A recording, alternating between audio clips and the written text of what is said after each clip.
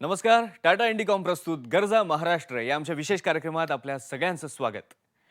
आज आपण अशा एका संस्थेचं काम पाहणार आहोत ज्या संस्थेचं कार्य फक्त मानवी जीवनाशी निगडित नाही, किंबहुना पृथ्वीच्या सबंध कक्षेपुरतंही तिचं कार्य मर्यादित नाहीये. या संस्थेचं कार्य आहे ते संपूर्ण ब्रह्मांडाचा वेध घेणारं. या ब्रह्मांडाची निर्मिती कशी झाली याचं कोडं उलगडणारी ही संस्था आज खऱ्या अर्थानं संपूर्ण जगामध्ये महाराष्ट्राची आणि भारताची शान अभिमानानं उंचावणारी आहे. ब्रह्मांड गोल.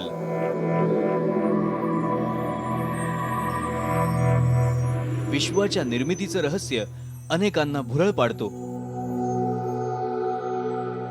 आणि प्रत्येक जण मग ज्याच्या त्याच्या समजुती आणि ज्ञानाप्रमाणे त्याचा अर्थ लावतो. पुराण उपनिषदांचा अभ्यास हे उपग्रहाद्वारे परीक्षण.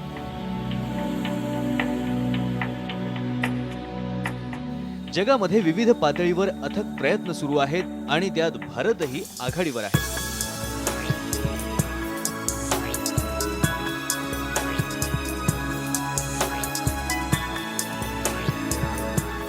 भारत सरकारच्या अणुऊर्जा खात्याअंतर्गत असणारी टाटा मूलभूत संशोधन संस्था अर्थात TIFR सर्वांनाच माहिती आहे. इसवी सन 1944 मध्ये डॉक्टर होमी भाभा यांच्या विज्ञान विषयक आस्थेमुळे त्यांच्याच पुढाकारानं या संस्थेची स्थापना झाली.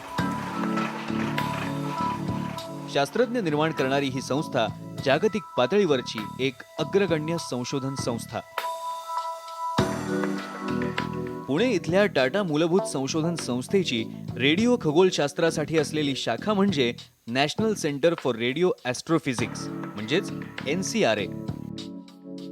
स्टार्स और गैलेक्सी जब बने हाइड्रोजन क्लाउड से बने, तो जब बनने से जब स्टार्स और गैलेक्सी ज़्यादा नहीं बन रहे हैं, बनते जा रहे हैं, तो बड़े बड़े ब्रह्मांड में बड़े बड़े हाइड्रोजन के खाली गोले निकलेंगे, गोले होंगे. उसकी खोज के लिए GMRT को कंसीव किया.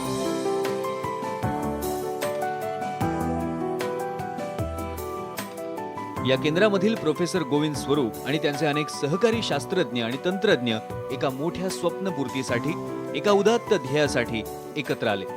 ते साकारलेलं स्वप्न म्हणजे GMRT.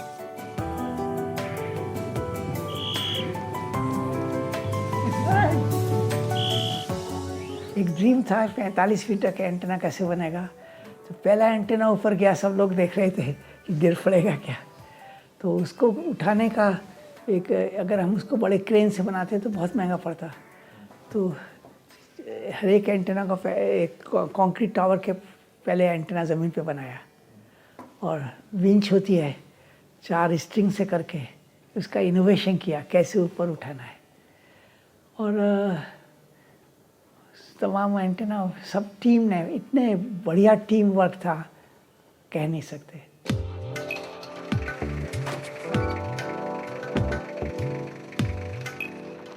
पुणे नाशिक महामार्गावर नारायणगाव जवळील खोडद इथे उभारलेली ही एक मोठी रेडिओ दुर्बीण.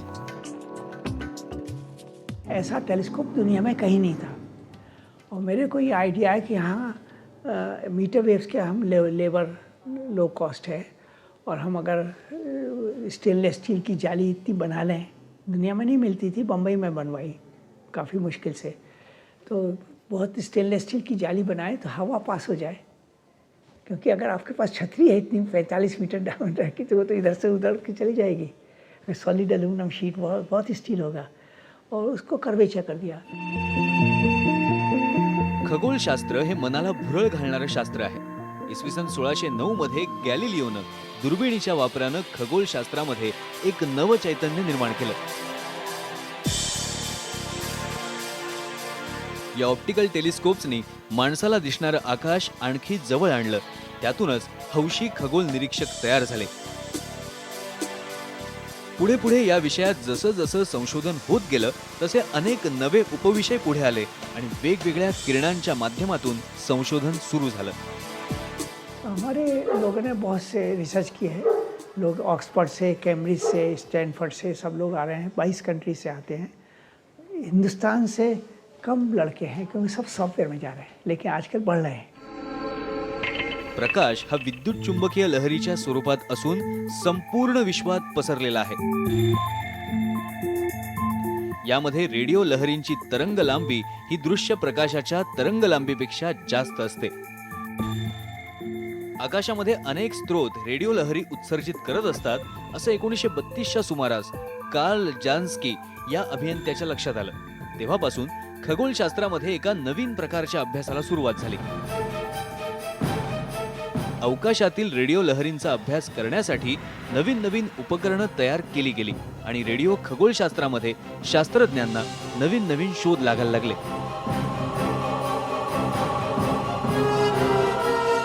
ग्रोट रिबर यांनी पहिली रेडिओ दुर्बीण तयार केली.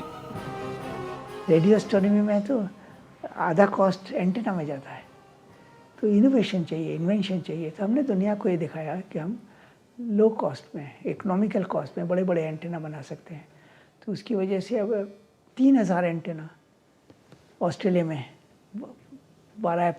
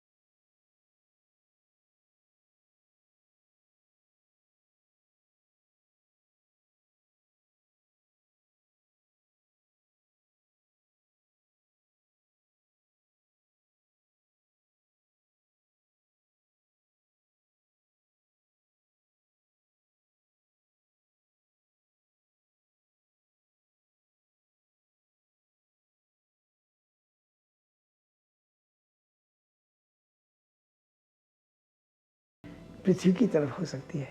आजकल 2500-700 मिले हैं प्लैनेट्स स्टार्स के बराबर में. तो वहाँ लाइफ है कि नहीं? रेडिओ लहरी प्रकाशाच्या वेगानं खूप लांबच्या अंतरावरून येत असतात. त्यामुळे आपल्यापर्यंत पोहोचायला त्यांना खूप कालावधी लागतो. यासारखं अंतर हे खगोलशास्त्रामध्ये प्रकाश वर्षांमध्ये मोजलं जातं. तसंच जितके प्रकाश वर्ष अंतर म्हणजे तितके वर्ष त्या प्रकाश किरणांना आपल्यापर्यंत पोहोचण्यास लागली. याचा अर्थ जी अवस्था आपणास आज दिसते ती प्रत्यक्षात तितक्या वर्षांपूर्वीची असते. नेमकं हेच काम खोडद इथली दुर्बीण करते.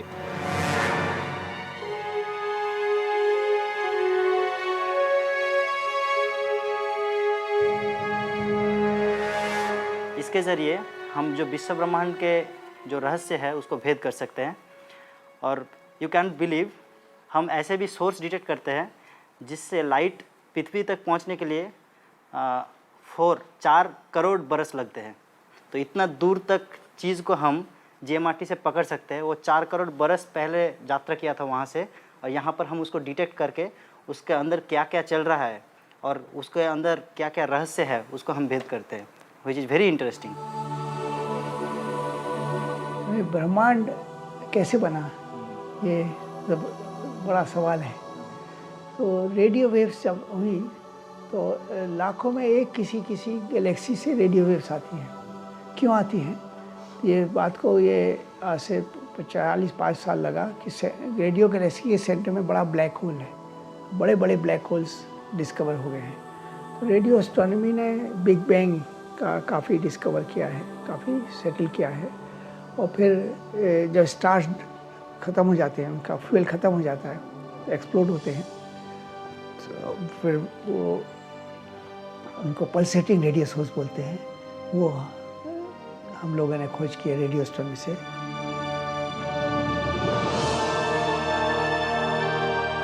आज हा रेडिओ टेलिस्कोप ज्या रचनेनुसार काम करतोय त्याचं अनुकरण करून ऑस्ट्रेलियामध्ये सुद्धा रेडिओ टेलिस्कोपचा प्रकल्प नजीकच्या काळात साकारला जाणार आहे. भारतासाठी ही नक्कीच अभिमानाची गोष्ट आहे.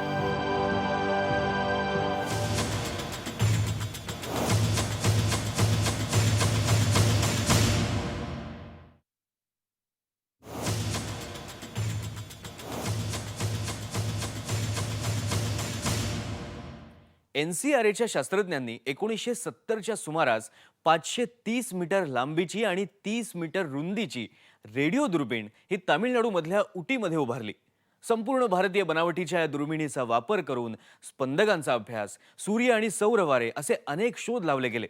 तर नारायणगावजवळ JMRT ही इंटरफेरोमीटर या प्रकारात मोडणारी दुर्बीण तिच्या ठराविक वैशिष्ट्यांमुळे जगातली एक मोठी रेडिओ दुर्बीण ठरली.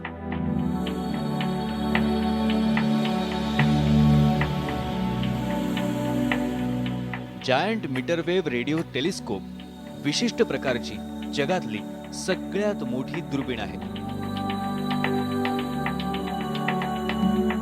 25 किलोमीटर व्यासाच्या परिसरात 30 अँटिना इंग्रजी Y या आकारात उभारले असून सर्व अँटिना एकमेकास ऑप्टिकल फायबर केबलने जोडलेले आहेत. JMRTच्या अँटेनाकडे तुम्ही बघितला तर हा सिमेंटचा कॉन्क्रीटचा जो टॉवर आहे हा 12 मीटर उंचीचा टॉवर आहे. त्याच्यावरती अंदाजे 120 टन वजनाची ही एक अँटेना आहे. अंदाजे 120 टन वजनाची अँटेनाचा जो व्यास आहे तो 45 मीटर व्यास आहे आणि टॉवरच्या वरती अँटेनाची जी उंची आहे ती 28 मीटर आहे. म्हणजे थोडक्यात काय तर जमिनीपासून एकदम वरच्या रिसिव्हरपर्यंत जी टोटल उंची आहे ती 40 मीटर आहे आणि व्यास आहे तो 45 मीटर आहे. वजन 120 टन. हे अशा एका अँटेनाप्रमाणे सगळ्या 30च्या 30 अँटेनाचं वजन सारखं आहे. एकच 25 किलोमीटर व्यासाची रेडिओ दुर्बीण उभारणं कोणत्याही देशाला शक्य नाही आणि म्हणूनच इंटरफेरोमीटर पद्धतीने JMRTची रचना केली आहे. म्हणून मग त्याला फिजिक्समध्ये एक इंटरफेरोमेट्री प्रिन्सिपल आहे. इंटरफेरोमेट्री म्हणजे काय की तुम्ही छोट्या छोट्या अँटेना एक सिस्टमॅटिक सेटअपनी उभ्या करायच्या आणि त्या सगळ्या अँटेनाद्वारे एकाच घटकाचं निरीक्षण करून त्याचं डाटा संकलन करून त्याच्यावरनं जी काही तुम्हाला प्रतिमा मिळेल त्याच्याप्रमाणे करायचं. अशा ह्या 30 अँटेना आपण इथे उभ्या केलेल्या आहेत. शास्त्रज्ञांना भारतातील अनेक ठिकाणांची पाहणी केल्यावर खोडद हे ठिकाण वैज्ञानिक, भौगोलिक आणि नैसर्गिकरित्या पोषक असं वाटलं. जब पूरा ब्रह्मांड का जन्म हुआ उस समय के बारे में जो रिसर्च होती है, खोज होती है, उसको हम कॉस्मोलॉजी कहते हैं अंग्रेजी में. तो उस कॉस्मोलॉजी के कई महत्वपूर्ण प्रश्न जो है उनका जवाब देने के लिए ये मीटर वेव में रेडियो ऑब्जर्वेशन करने से ही मिल सकता है. पूरे दुनिया में इसके लिए रिसर्च चल रहा है. काफ़ी दुनिया के लोग आकर यूज़ करते हैं इस JMRT फैसिलिटी को उन प्रश्नों का उत्तर जानने के लिए. तो ये संभव है कि अगले कुछ सालों में ही इसका पूरा जवाब मिले. तो हम चाहते हैं कि JMRT से ही इसका उत्तर मिले. 2012 के बाद 12वां प्लान 5 ईयर प्लान शुरू होगा भारतीय सरकार का. तो उसमें हमने प्रोजेक्ट किया है और भी नए तरीके, सिर्फ JMRT के अलावा भी दूसरे टाइप के टेक्नोलॉजी से किस तरह रेडियो एस्ट्रोनॉमी का और विकास हो सके उन पर भी रिसर्च होगा. आकाशातील सर्व स्रोतांकडून रेडिओ लहरी ग्रहण करणं शक्य व्हावं म्हणून ही अँटिना फिरण्यासाठी विशिष्ट प्रकारच्या सर्वो मोटारींचा वापर केला गेलाय. या अँटिना 2 प्रकारे फिरतात, एलिव्हेशन आणि अझिमथ. या अँटिनावर रेडिओ लहरी ग्रहण करण्यासाठी स्टेनलेस स्टील या धातूची जाळी पॅराबोलिक आकारामध्ये बसवलेली आहे. या जाळीवर रेडिओ लहरी ग्रहण करून त्या प्रकाश परिवर्तनामुळे अँटिनाच्या वरच्या बाजूस केंद्रस्थानी असलेल्या ग्राहकाद्वारे मुख्य इमारतीमधील नियंत्रण कक्षामध्ये पाठवल्या जातात. यासाठी रेडिओ लहरींचं इलेक्ट्रिकल सिग्नलमध्ये रूपांतर केलं जातं आणि त्यामुळेच पुढे त्यावर प्रक्रिया करणं सोपं जातं. ही JMRTची कंट्रोल रूम आहे. तर इथून 30 अँटेना JMRTचे कंट्रोल केले जातात. शिवाय इथं विविध प्रकारचे सॉफ्टवेअर रन होत आहेत. तर इथं कंट्रोल आणि मॉनिटरिंग ही 2 महत्त्वाची कामं होतात. एका संशोधकानं एखाद्या घटकाकडून येणाऱ्या रेडिओ लहरींचं ग्रहण करून ती माहिती संगणक प्रणालीमध्ये साठवली जाते. अशा माहितीचं निरीक्षण आणि निवड करून तिचं संगणकीय कार्यक्रमाद्वारे एका आकृतीमध्ये रूपांतर करता येतं. यहाँ डिस्कवरी हुई है JMRT से ऐसे पल्सार्स की जिनका ये घूमने का जो वेग है वो इतना ज़्यादा है कि 1 सेकंड में 1000 बार घूम जाती है वो. अब जैसे पृथ्वी 24 घंटे में एक बार घूमती है, तो ये जो न्यूट्रॉन स्टार है जिसका हम सिग्नल पल्सार कह रहे हैं वो मिली सेकंड में, मतलब एक सेकंड के 1/1000वें हिस्से में एक पूरा चक्कर लगा लेती है. अशा प्रतिमा या दृश्य स्वरूपाच्या दुर्बिणीतून दिसणाऱ्या प्रतिमांपेक्षा वेगळ्या असतात. याला कोणताच रंग नसल्यामुळे शास्त्रज्ञ आपल्या पसंतीनुसार त्यामध्ये रंग दर्शवून या प्रतिमा सादर करतात. हमको तारे दिखाई देते हैं रात को, मगर ये तारों के बीच का जो जगह है वहाँ पर क्या है, उनकी भी जो एमिशन होती है वो रेडियो में होती है. उससे उनके बारे में काफ़ी कुछ पता चलता है. या ठिकाणी चालणाऱ्या संशोधनाचा प्रत्येक पदर सर्वसामान्यांना लगेचच कळेल असंही नाही, परंतु विज्ञानाची गोडी असणाऱ्यांना ही दुर्बीण प्रत्यक्ष व अप्रत्यक्षरित्या खूप काही देऊन जाते.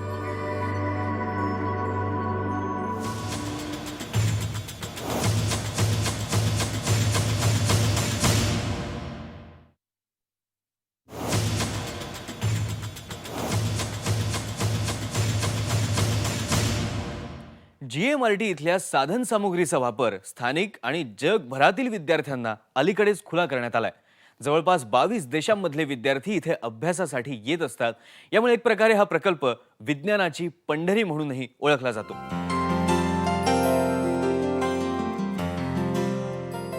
या ठिकाणी रेडिओ खगोलशास्त्रातील संशोधनासाठी काही ठराविक शैक्षणिक पात्रता धारकांना या संस्थेच्या लेखी परीक्षा आणि मुलाखत उत्तीर्ण झाल्यानंतर संधी देण्यात येते. यासाठी संस्थेतील शास्त्रज्ञांची समिती काम पाहते. इधर ज्वाइन करने के लिए बहुत सारे ऑप्शंस है. बेसिक क्वालिफिकेशंस इंजीनियरिंग डिग्री भी चलेगा, मास्टर्स डिग्री भी चलेगा फिजिक्स में. फिजिक्स का कौन सा ब्रांच भी चलेगा, electronics physics, solid state physics, nuclear physics, कौन सा ब्रांच भी चलेगा. इंजीनियरिंग भी चलता है, इलेक्ट्रॉनिक्स, मैकेनिकल इंजीनियरिंग, कौन सा ब्रांच भी चलेगा. लेकिन हमारा इंस्टीट्यूट का तरफ अलग से एंट्रेंस टेस्ट होता है, तो एंट्रेंस टेस्ट में क्वालिफाई करना है. उसके बाद 2 लेवल का इंटरव्यू होता है. आंतरराष्ट्रीय दर्जाचं शिक्षण उपलब्ध झाल्यानं संपूर्ण जगातील खगोलशास्त्रज्ञांचं आणि विद्यार्थ्यांचं GMRT हे आकर्षण केंद्र बनलंय. GMRT हमने इसलिए चूज़ किया क्योंकि ये जो है था वर्ल्ड क्लास फैसिलिटी, और एट द मोमेंट जो मीटर वेवलेंथ पे ये दुनिया का सबसे बड़ा टेलीस्कोप है. तो इसके थ्रू अब आप ऑब्जर्वेशंस करते हैं, जो आपको डेटा मिलता है इट्स लाइक वर्ल्ड क्लास, और आप इम्पॉर्टेंट साइंटिफिक क्वेश्चंस एड्रेस कर सकते हैं, जो आपको अलाउ करता है कि आप कंपीटिंग रिसर्च कर पाएँ. तो उसकी वजह से आई कुड मैनेज कि हमें एक अच्छी हम PhD कर पाए. उससे हमें यूनिवर्सिटी ऑफ कैम्ब्रिज में जाने का मौका मिला. मैं PhD कर रहा हूँ डार्क मैटर के ऊपर. डार्क मैटर का डिस्ट्रीब्यूशन कैसा रहता है, जो अपना छोटा छोटा गैलेक्सी रहते हैं, ड्वार्फ कहते हैं उन लोगों को, तो उनमें कुछ इंटरेस्टिंग डायनामिक्स होता है जो कि मैं स्टडी करता हूँ, और उससे उसमें डार्क मैटर का कैसा डिस्ट्रीब्यूशन रहता है पता चलता है. GMRT ही मीटर वेव्ह लेंथ मधली जगातली सर्वात मोठी रेडिओ दुर्बीण असल्यामुळे अनेक प्रगत देशातले शास्त्रज्ञ संशोधनासाठी GMRTचा वापर करत असतात. GMRT is a world-leading observatory in radio astronomy. There are several radio astronomy observatories around the world, all with different specializations and sensitivities. The GMRT is particularly good at the low frequency part of the radio sky, and at certain frequencies, important frequencies in astronomy, it is the most sensitive radio telescope in the world. And that's the reason I want to use it and will continue to use it in the future. दर शुक्रवारी शालेय आणि महाविद्यालयीन विद्यार्थ्यांना हा प्रकल्प पूर्व परवानगीनं पाहता येतो. त्यांना या प्रकल्पाबद्दलची सविस्तर माहिती प्रत्यक्षात एका दुर्बिणीजवळ दिली जाते. 2002 सालापासून हा प्रकल्प विज्ञान दिनाच्या निमित्तानं राज्यभरातील विज्ञान प्रेमींसाठी खुला झालाय. विशेष म्हणजे यावेळी शास्त्रज्ञांशी थेट संवाद साधता येतो. जनतेशी सामाजिक बांधिलकी ठेवून फक्त ग्रामीण भागातील शाळा आणि महाविद्यालयीन विद्यार्थ्यांना त्यांचं कौशल्य वापरून तयार केलेले शास्त्रीय प्रकल्प मांडण्यासाठी GMRTनं एक मोठं व्यासपीठ या विज्ञान प्रदर्शनामार्फत दिलेलं आहे. मोठ्या प्रमाणावर विद्यार्थी आणि शाळा महाविद्यालय यामध्ये सहभागी होत असतात. बऱ्याच जणांना उत्सुकता असते की हे दिसतंय ते नेमकं काय, पण जर तुम्ही सारखं बघितलं या ब्रह्मांडामध्ये दिसतंय ते खूप कमी दिसतंय.